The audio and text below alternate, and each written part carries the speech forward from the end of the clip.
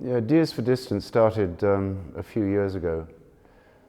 We had at the time no intention of making a film because we were completely preoccupied with our son's illness, which was epilepsy. And they went to Rotterdam to get cannabis medication, for which we had to pay. And we did a short crowdfunding film, 10 minutes. And it was only after doing this that we thought there was a way of telling the story of drug-resistant epilepsy in broader terms than just our son's illness.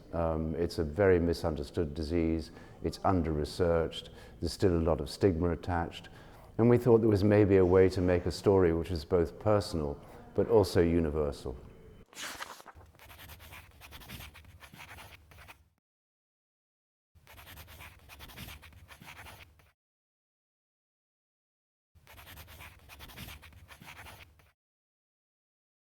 In terms of the structure of the film, we decided to make a journey overland from London to the Arctic Circle. And the idea was that this would give the story a spine around which we could structure the film. And there was an understanding that as we arrived in this far northern destination, that the film should be a little bit about a rediscovery of cinema as we understand it, in contrast to the speed of internet culture today. Excuse me. So the whole film should slow down, and the rest of it was determined by a kind of montage of different forms of old archive footage, which took us back to the very early days of cinema, so that the film is in a way, excuse me, the film is in a way a study of the history of cinema. As well as being about this contemporary illness. And it's also about, it's about reality on one level, but it's also about alternative realities and alternative states, and this strange world of drugs and hallucinations that our son entered into with all this heavy, heavy medication he was put on by his doctors.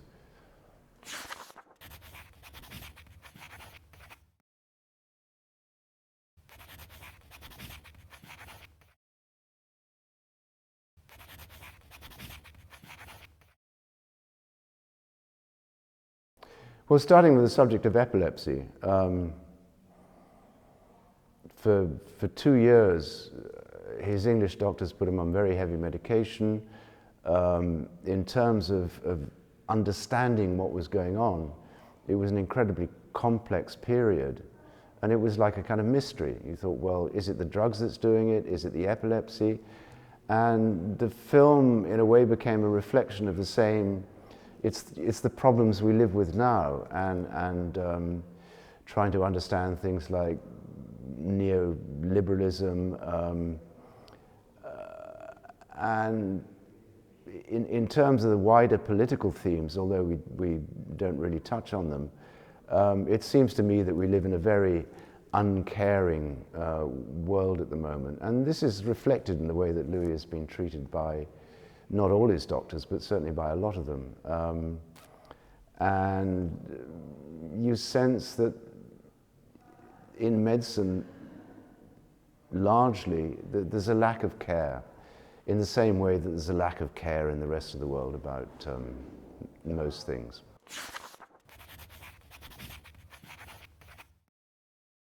The thing about Deers for Distance is it's not really a documentary. I probably couldn't make a documentary if I tried. And I always thought that with the subject, that it should have a kind of more universal level, so that although we all appear in the film, we appear more in our symbolic roles. And so, I'm the father, Louis is the son, Emma's the mother. And from the mother's point of view, it's a story. It's the kind of story that it's every mother's worst nightmare, that your child becomes incredibly sick and is nearly taken from you. And that was a way of trying to turn the story to look outwards rather than just inwards. We could have made a very depressing documentary about what happened to the three of us over 4 years, but I thought that it should kind of connect. And there's a sequence in the film which is a reference outside of itself, which refers to David Bowie's death in 2016, and how you could argue that that was a kind of pivotal moment, that it prophesied all the chaos that was to come. And so for example, we don't mention Trump, we don't mention Brexit, but all these things are contained in that moment in the film, I think.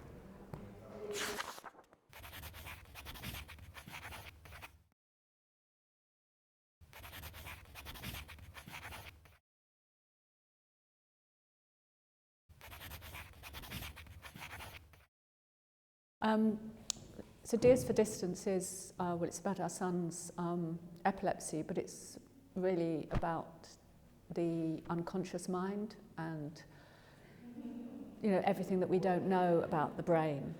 At the end, Louis says, he wakes up from a dream, he writes to his mother, and he says that he'd woken up from a dream and he was wondering about which is real, whether it's the dream world or the world that he's woken up into, and whether the world in his dream world continues as it is.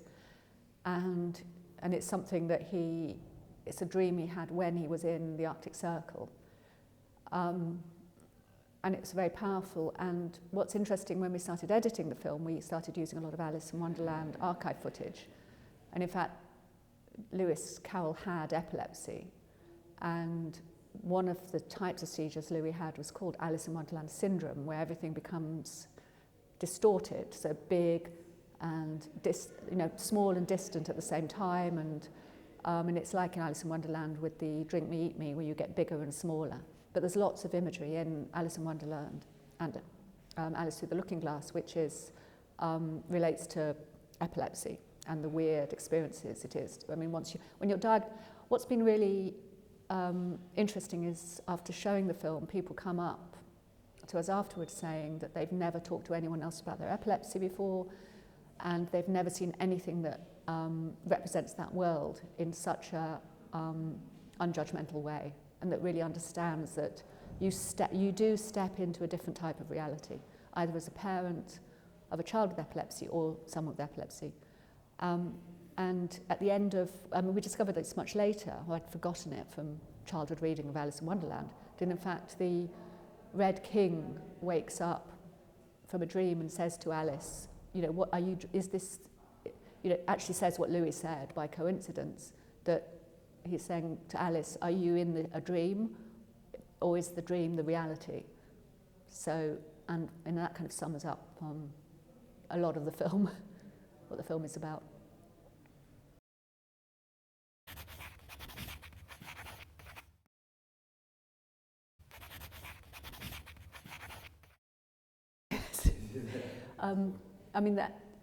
The other thing that as a film, I've been a film editor all my life, all my working life, so I've always loved those coincidences of unexpected coincidences happen as you cut a film, that you suddenly see these weird connections come out, and that's why I've always felt that I've never worked on scripted films, or never enjoyed working on scripted films. It should be all happen in the cutting room, because these accidents emerge which actually reveal a deeper meaning.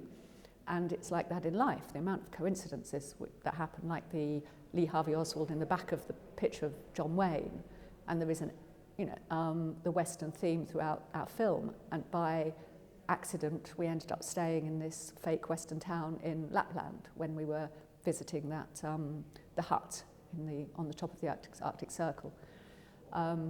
So the Western theme happened by accident in many ways, but it was completely right as a metaphor for everything that's happening in the world at the moment as well.